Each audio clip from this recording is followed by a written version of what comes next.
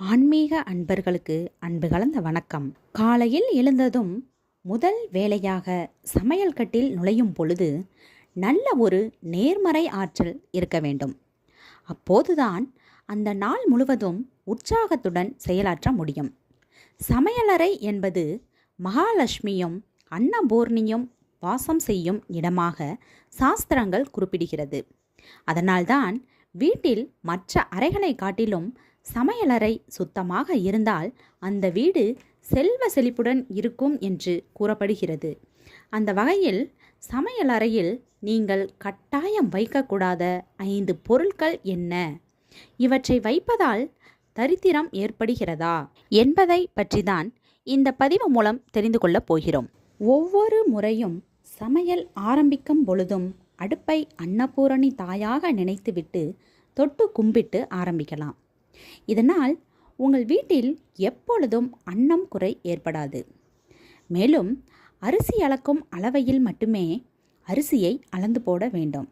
அதற்காக plastic tumbler, ever silver tumbler என்று எதையாவது உபயோகப்படுத்த வேண்டாம்.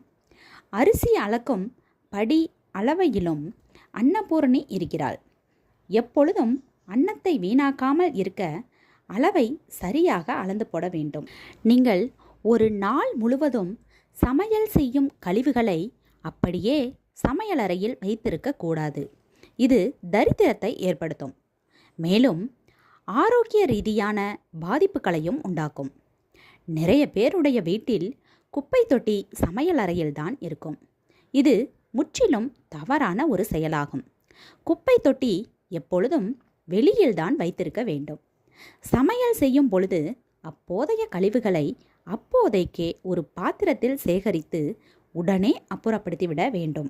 அதேபோல் வீடு பெருக்கும் துடைப்பம் சமையலறையில் இருப்பது வறுமையை உண்டாக்கும் என்று சாஸ்திரத்தில் சொல்லப்பட்டுள்ளது.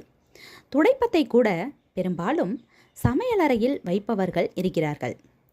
சமையலறையில் எதெல்லாம் இருக்கக்கூடாதோ அதெல்லாம் இருக்கிறது என்றால் எப்படி அந்த வீட்டில் செல்வம் நிலைக்கும்?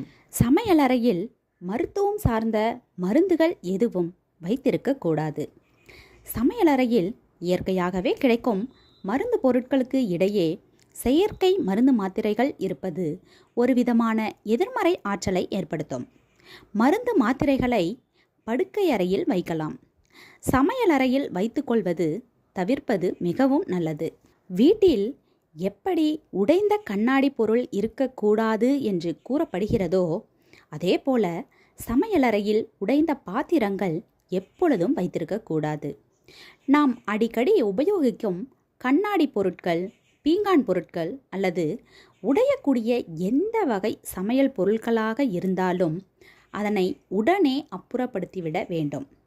அதை ஒரு ஓரமாக அப்படியே போட்டு வைத்து இருந்தால் தரித்திரம்தான் ஏற்படும். அதுபோல சமையலறையில் எவர் சில்வர் பாத்திரங்கள் சிலவற்றில் விரிசல் ஏற்பட்டிருக்கும்.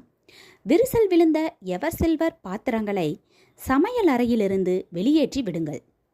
விரிசல் விழுந்த பாத்திரங்களை தேய்க்கும் பொழுது எரிச்சலாக இருக்கும்.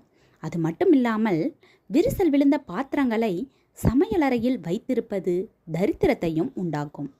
விரிசல் விழுந்த பாத்திரங்களை எல்லாம் சேகரித்து புதிய பாத்திரமாக மாற்றி வாங்கி கொள்ளலாம் அல்லது மற்ற வெளி உபயோகத்திற்கு பயன்படுத்தி கொள்ளலாம். ஆனால் சமையலறையில் மட்டும் வைத்து கொள்ளாதீர்கள். நன்றி, வணக்கம். மீண்டும் மற்றொரு நல்ல பதிவு மூலமாக சந்திக்கலாம்.